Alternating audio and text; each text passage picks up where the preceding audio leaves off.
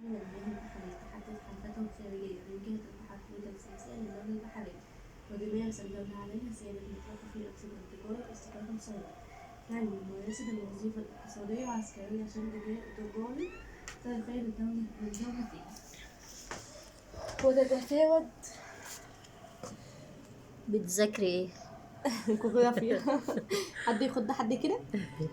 بتفاوت أمتداد المياه الإقليمية من 3 ميال إلى ادعوا لها بقى 300 يا ميل جماعة، هي في تالتة حسب ثانوي. سيوف كل دولة. ادعوا لي يا جماعة بالنبي. حسب سيوف كل دولة، وخاصة بعد الحرب العالمية الثانية بس معظمها لدولة 12 ميل بحري بس ومنهم مصر. مظبطها حالها بقى، جايبه لها برتقان وعامله لها. بصوا ده شوب عصير طبعا خلص. يا رب يكون خدمة عجباكي. أكيد طبعا، شكرا شكرا. كملي كملي. أوكي. احنا هنسيبها بقى هي تذاكر واحنا نشوف ورانا ايه ونعمله. معلش يا جماعة بس عشان صوتي، بقالي اسبوع واخدة برد، والبرد طبعا روح الحمد لله مني، بس الزكام بقى هو اللي ابن تيت مش راضي يسيبني في حالي. الجو ما شاء الله النهارده حلو جدا. تعالوا بقى جوه ندخل نشوف هنعمل ايه.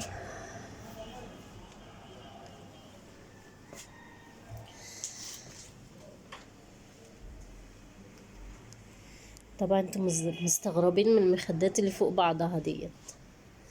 بصوا بقى، عشان بما ان هما بيقعدوا على الانتريه يعني ومش سايبين مجال ليه، فانا بقى جايبه كل الخدديات على الانتريه يعني على الكرسي دوت علشان ما يتبهدلوش.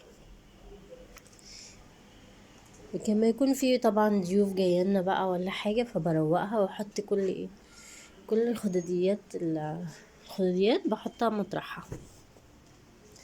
زي ده كده محدش بيجي جنبه غير فرح، بس بتحط موبايلها عليه، فده سايبه الخددية بتاعته على طول هنا. الكنبة ديت طبعا بشيل برضو الحاجات ديت اللي عليها.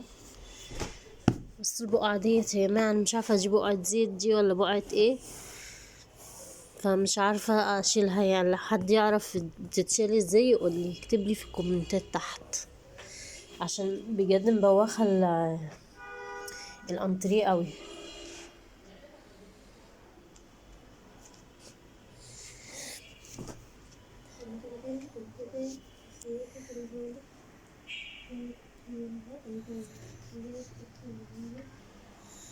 احنا بقى هنقفل الشيش عشان احنا كده داخلين على المغرب.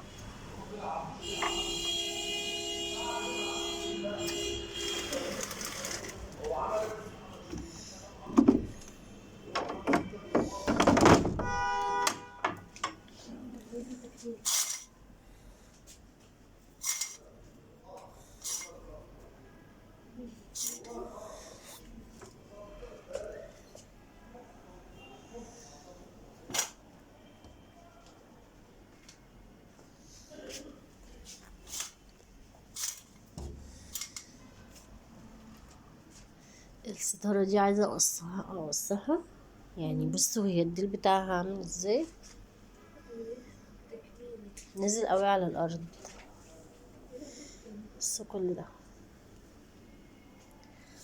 فعايزة بقى اوديها للراجل يقصلي دوت الشيفون دوت يعني لحد كده، لحد ما تبقى ايه يعني سوى الارض. انا كنت قايله له يعملها لي من الاول قبل ما اخدها منه، بس هو مش عارفه ناسي ولا طنش ولا ايه، وانا كمان خدتها منه وما خدتش بالي، فركبتها وطلعت طويله قوي كده زي ما انتوا شايفين.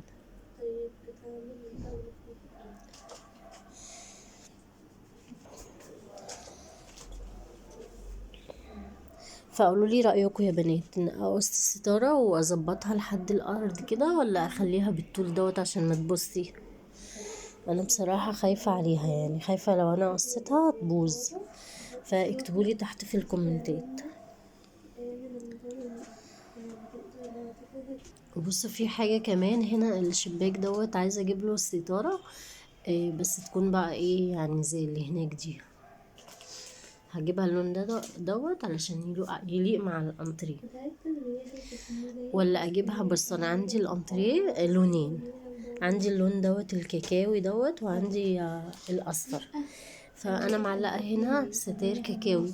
فايه رايكم اجيبها كاكاوي برضو لون الستاير دي، ولا اجيب بقى للشباك دوت واحده صفرة؟ شوفوا وقولوا لي رايكم، وانا هستناه تحت في الكومنتات. تمام. انا حاسه يعني ان لو جبت واحده صفرة بقى هيبقى الشكل احلى، فانتوا برضو قولوا لي.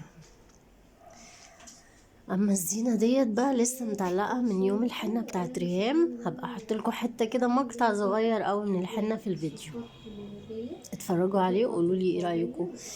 بس طبعا الشكل كان احلى من كده بياما. هو كده فات حوالي اسبوعين او 3 على الشكل دوت يعني، فالحاجه اتبهدلت، فعايزه بقى اشيلهم عشان هشيل الستاير الحلوة ديت، عشان لما رمضان يجي ان شاء الله اركبها بقى وازين بيها. ايوه.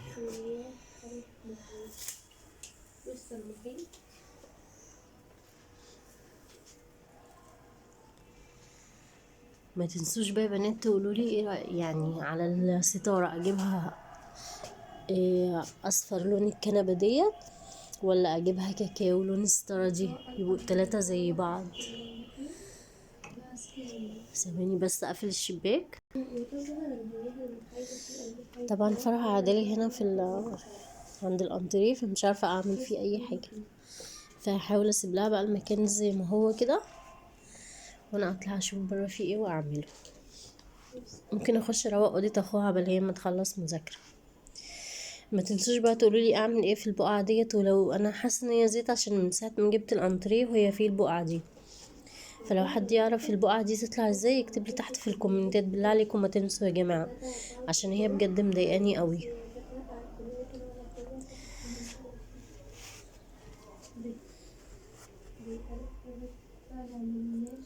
هما دول بس الخداديتين اللي انا بسيبهم على الكنبه. ده طبعا البوك بتاعي. البوك ده مره بنتي كانت في اوبن داي وعطاهولها هديه، فمن ساعتها وانا واخده بقى منها ومش راضيه اديهولها، وهي كل شويه تحايل عليا عشان اديهولها، بقول لها لا. هو ده مش بوك، هو ده زي شنطه ميك اب، بس انا خدته بقى وحاطه فيه كل حاجاتي، الفلوس وكله اي حاجه، الكروت بتاعت الكهرباء والميه، يعني حلو عملي. تعالوا بقى نشوف هنعمل ايه.